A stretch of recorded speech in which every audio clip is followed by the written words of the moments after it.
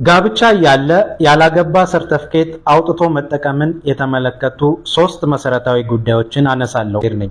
የፌዴራል ፍርድ ቤት ሰበር ሰሚ ችሎት በመዝገብ ቁጥር 16-13-23 ጥር 28 ላይ በሰጠው የሕግ ትርጓሜ አግባብ ከሆነ ጋብቻ ያለ ያላገባ ሰርተፍኬት ማውጣት በማታለል ወንጀል ያስጠይቃል። ስለዚህ አንድ ሰው አግብቶ ከሆነ አላገባውም የሚል ሰርተፍኬት የሚያወጣ ከሆነ ድርጊቱ በከባድ የማታለል ወንጀል የሚያስጠይቅ ነው።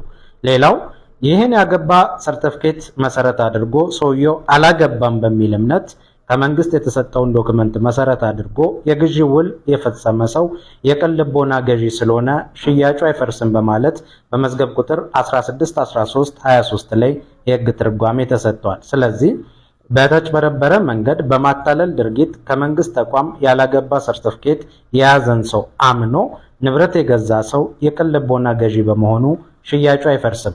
ሌላኛውና ሶስተኛው ነጥብ ኮንዶሚኒየምን ለመመዝገብ በሚል እሳቤ ያላገባ ሰነድ ያወጣ ሰው ከባለቤቱ ጋር ያለውን ትዳር ቀሪ አያደርገውም ወይም ይህ ሰው አላገባም ማለት አይደለም በሚል በሰበር መዝገብ ቁጥር 209536 ላይ የሕግ ትርጓሜ ተሰጥቷል። ስለዚህ ትዳር እያለ አላገባውም ብሎ የጋብቻ ሰርተፍኬት ማውጣት በወንጀል ያስጠይቃል።